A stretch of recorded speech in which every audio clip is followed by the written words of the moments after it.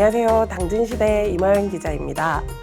신통방통 당진통 시즌3 8번째 시간인데요. 본격적인 시작에 앞서 제가 감기에 걸려서 목소리가 좀 잠겨있는 점 양해 부탁드립니다.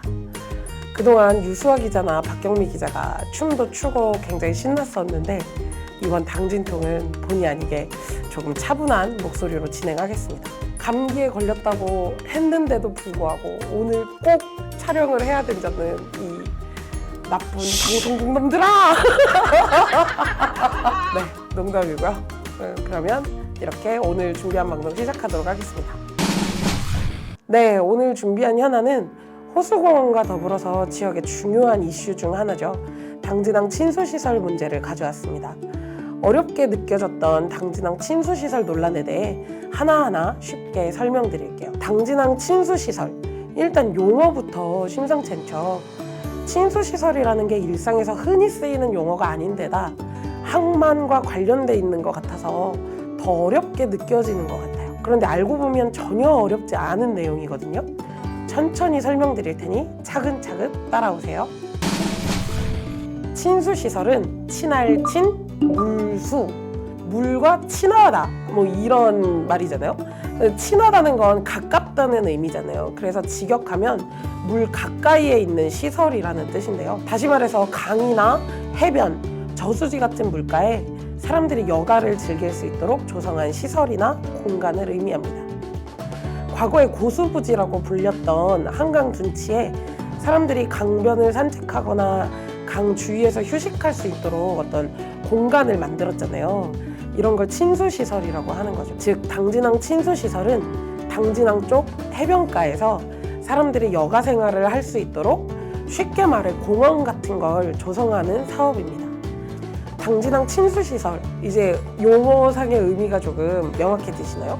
항만과 관계되어 있는 것 같지만 그렇다고 아주 항만에 대한 이야기는 아니고요. 당진항 가까이에 해안가 쪽에 만드는 친수시설이라는 의미, 그걸 알고 이 사안을 조금 접하시면 이해가 쉬울 것 같습니다.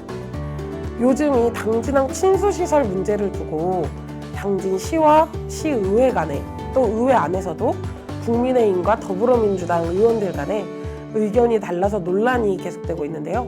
어떤 내용인지 구체적으로 들여다보도록 하겠습니다. 당진항 친수시설 문제를 이해하려면 당진 LNG 기지 건설부터 이해를 해야 합니다.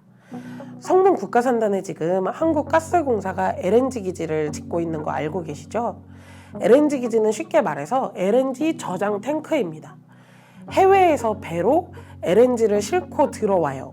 그럼 LNG 기지에 설치되어 있는 저장 탱크로 옮겨서 LNG가 필요한 곳으로 이렇게 공급을 하게 되는데요. LNG를 실은 대형 선박이 해외에서부터 당진까지 들어오려면 수심이 매우 깊어야 돼요. 그 배가 들어오는 길을 항로라고 하거든요. 항로를 따라서 최소 15m의 수심이 필요한 거죠. 때문에 한국가스공사에서는 이 LNG 기지 조성과 더불어서 대형 선박이 들어올 수 있도록 항로를 준설해야 됩니다. 준설이라는 뜻은 땅을 파야 된다는 의미예요. 15m 깊이로 땅을 파야 되는데 그럼 얼마나 많은 흙이 여기에서 발생을 하겠어요. 그러면 이 흙을 퍼가지고 어디든가에 갖다 버려야 되잖아요. 이 흙을 성화급 부근리 앞바다에 호안을 쌓아서 그 안에다가 버린다는 거예요. 호안이라고 하는 것은 어떤 뚝 같은 거예요. 뚝을 인공적으로 쌓는 거죠. 그 안에다가 이제 그 흙을 버리는 거예요. 그러면 여기가 어떻게 되겠어요? 새로운 땅이 생기겠죠. 이거를 매립지라고 합니다. 흙을 매립해서 생긴 땅. 네, 새로운 땅이 이렇게 생기는 거예요. 사실 항로를 준설하면서 발생한 흙, 그러니까 준설토라고 하거든요. 땅을 파서 나온 흙. 이 흙을 갖다 버릴 곳은 이미 있기는 합니다. 그게 어디냐면 당진과 평택이 관할권을 두고 몇 년 전까지 싸움을 벌였던 평택항 서부도예요. 혹시 당진에서 서울로 올라가다 그 고속도로를 타고 가다 보면 횡담도쯤 갔을 때 오른쪽으로 보이는 곳이 있어요. 거기에 지금은 거기가 이렇게 도로처럼 보일 수 있거든요. 그게 호안이에요. 뚝을 쌓은 거죠. 거기에 차가 다니기 때문에 지금 도로처럼 보이는데요. 그 호환을 굉장히 넓게 쌓아놨어요. 평택부터 연결되는. 거기가 호환이 이미 쌓여져 있고 그 호환 안에다가 흙을 갖다 매립을 하는 거예요. 매립을 해서 새로운 땅을 만들고자 하는 거예요. 그럼 여기에다 기업도 유치할 수 있고 항만 시설을 조성할 수 있어요. 거기가 현재 호환을 쌓아놓은 곳인데요.